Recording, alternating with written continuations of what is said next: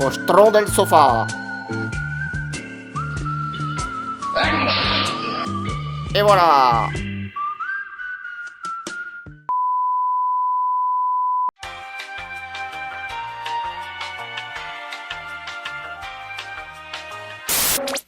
Bonjour à toutes et tous et bienvenue sur Range ta chambre. Aujourd'hui, une petite vidéo en apesanteur et Dieu merci, je ne parle pas de la chanson de Calogero, mais du dernier né du duo Pat Perna et Fabien Bédouel, Cosmos, sorti le 20 octobre dernier et édité chez Delcourt.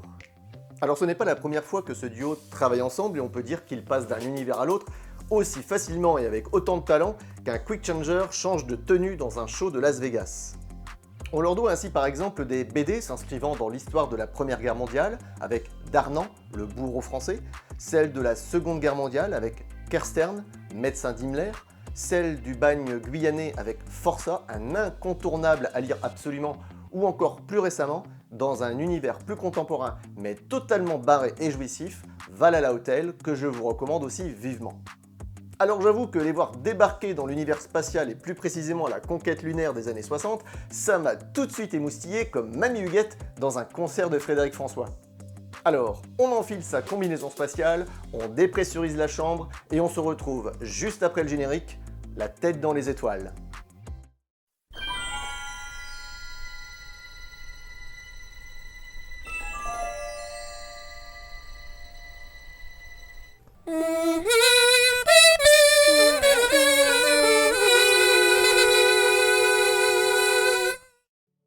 Au cours du siècle passé, les Américains et les Russes se sont longtemps affrontés, pas seulement sur Terre, mais aussi dans l'espace, histoire de montrer qui avait la plus grosse. Et ce sont les Russes qui ont frappé fort en 1957 en étant les premiers à envoyer un satellite dans l'espace, Sputnik, et surtout le premier être vivant, la chienne Laika.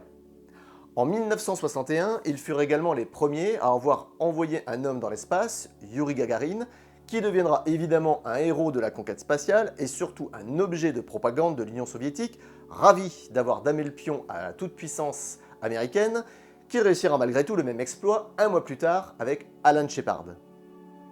À la fin des années 50, les États-Unis avaient décidé de passer la seconde et d'investir massivement et sur le long terme dans la conquête spatiale, et c'est ainsi que fut d'ailleurs créée la NASA en 1958. Le président Kennedy confirmera ce cap avec d'abord un discours prononcé le 25 mai 1961 devant le Congrès américain, soit quelques jours après les premiers vols dans l'espace de Gagarin et Shepard, discours dans lequel il trace le prochain objectif, la Lune, et souligne les moyens pour y parvenir, ce qui donnera naissance au projet Apollo et Gemini. I therefore ask the Congress, above and beyond the increases I have earlier requested for space activities, to provide the funds which are needed to meet the following national goals. First, I believe that this nation should commit itself to achieving the goal, before this decade is out, of landing a man on the moon and returning him safely to the Earth. No single space project in this period will be more impressive to mankind or more important for the long-range exploration of space, and none will be so difficult or expensive to accomplish. Mais ce n'est pas ce discours qui restera dans l'histoire, mais celui qu'il prononcera le 12 septembre 1962 sur le tarmac du Marshall Space Flight Center à Huntsville, dans l'Alabama. But why, some say, the moon? Why choose this as our goal? And they may well ask, why climb the highest mountain? Why, 35 years ago, fly the Atlantic? Why does Rice play Texas? We choose to go to the moon. We choose to go to the moon in this decade and do the other things, not because they are easy, but because they are hard. À partir de là, la Lune allait devenir le prochain enjeu de la conquête spatiale et donc de l'affrontement entre les deux grandes puissances mondiales. Après les tout premiers vols dans l'espace d'êtres humains en 1961, les années 60 seront donc marquées par une succession d'échecs et d'avancées, d'un côté comme de l'autre, comme par exemple en 1965 lorsque les Russes, puis quelques mois plus tard les Américains, parviennent à organiser la sortie d'un homme dans l'espace, hors du vaisseau. Avec le projet Apollo, les Américains vont progressivement rattraper leur retard sur les Russes et même les dépasser.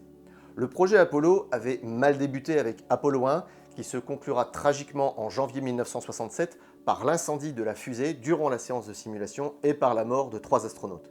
Il faudra attendre octobre 1968 pour voir la première mission habitée du programme Apollo avec Apollo 7, permettant au vaisseau de rester une dizaine de jours en orbite terrestre. En décembre de la même année, une nouvelle étape est franchie avec Apollo 8, permettant à un équipage de se placer en orbite lunaire, puis, durant le premier semestre 1969, les missions Apollo 9 et 10 permettent de tester avec succès les scénarios élaborés pour un alunissage. Toutes les pièces du puzzle étaient désormais réunies pour enfin mettre en œuvre l'objectif fixé 10 ans plus tôt. La prochaine étape sera bel et bien une mission visant à faire poser un vaisseau sur la Lune et à fouler cette dernière. Cette mission, ce sera Apollo 11, et elle débutera le 16 juillet 1969 avec l'envoi dans l'espace de 3 astronautes, Neil Armstrong, Michael Collins et Buzz Aldrin, et atteindra son apogée et un tournant dans l'histoire de l'humanité le 20 juillet 1969 lorsque Neil Armstrong deviendra le premier homme à marcher sur la Lune. It's one small step for man, one giant leap for mankind. Cosmos commence donc par l'arrivée de la navette Apollo 11 sur la Lune et nous sommes immédiatement plongés dans le récit avec l'approche de l'astre et la procédure périlleuse d'alunissage. Aucun dialogue sur les 30 premières pages et nous sommes alors en phase avec les 3 Américains dans le silence et le noir profond de l'espace. Puis, comme tous les habitants de la Terre devant leur téléviseur à cette époque, nous assistons au premier pas mythique de Neil Armstrong. La mission se déroule normalement jusqu'à ce que l'astronaute américain découvre avec stupeur que son équipage n'est visiblement pas le premier à avoir réussi l'exploit en voyant un drapeau russe planté dans le sol lunaire. Mais la surprise ne s'arrête pas là. Dans la foulée, il découvre également le corps sans vie d'un autre cosmonaute, et qui plus est, d'une femme. Et si les Russes avaient été les premiers à marcher sur la Lune, sans que personne ne le sache? Et si le premier pas avait été foulé, non pas par un homme, mais par une femme? Voilà ce que va nous raconter ce roman graphique. Enfin, va savoir si c'est la réalité historique cachée de tous, ou d'une énième fake news complotiste autour de cet événement historique. On reviendra sur ce point un peu plus tard. Les 2 auteurs abandonnent rapidement l'équipage américain pour s'intéresser à celui de l'expédition russe. On découvre ainsi que ce n'est pas un engin, mais 2 qui ont été envoyés dans l'espace. La première navette est pilotée par le commandant Pavel Nokolaïev, bientôt rejoint par la seconde abritant 2 autres cosmonautes, le lieutenant Krunov et la major Tatiana Tereshmariova. Très vite, le focus est mis sur la major et on comprend évidemment pourquoi après la lecture des premières pages. On découvre alors qu'elle est née en 1937 dans un village au nord-est de Moscou et que très jeune, elle a commencé à se passionner pour la science et l'espace.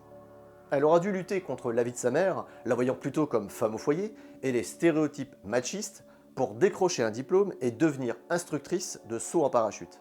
Elle devra sa sélection dans le projet spatial russe à un entraînement intensif, mais avant tout, grâce à 2 choses, son adhésion à l'organisation de la jeunesse du Parti communiste et son origine prolétarienne, parfait pour en faire un symbole.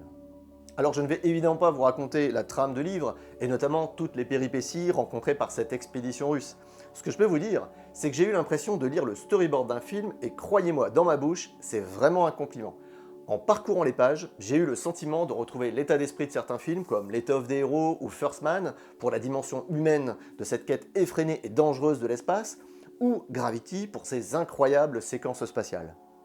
Il y a de très nombreux cadres sans dialogue, sans doute pour permettre au lecteur de plonger totalement dans cet univers sombre et glacé qu'est l'espace, et ainsi pour nous faire vivre et ressentir les mêmes choses que ces hommes et femmes envoyés à des milliers de kilomètres de la Terre.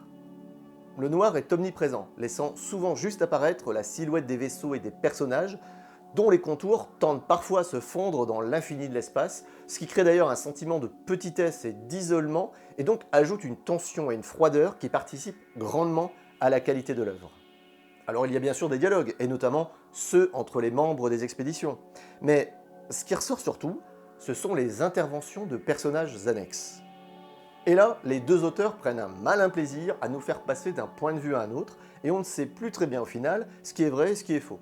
On passe ainsi des commentaires d'un représentant de la NASA à ceux d'un ingénieur aérospatial russe, chacun présentant et argumentant techniquement l'expédition, avant de découvrir un peu plus tard, a priori le faux réalisateur d'un documentaire titré Cosmos, souhaitant mettre en lumière la face cachée de la conquête spatiale russe et le fait que le premier pas sur la Lune ait été fait non pas par un homme américain, mais par une femme russe. Événement malheureusement inexploité par l'Union soviétique, car inexploitable en raison d'une problématique technique ayant empêché de récupérer les images.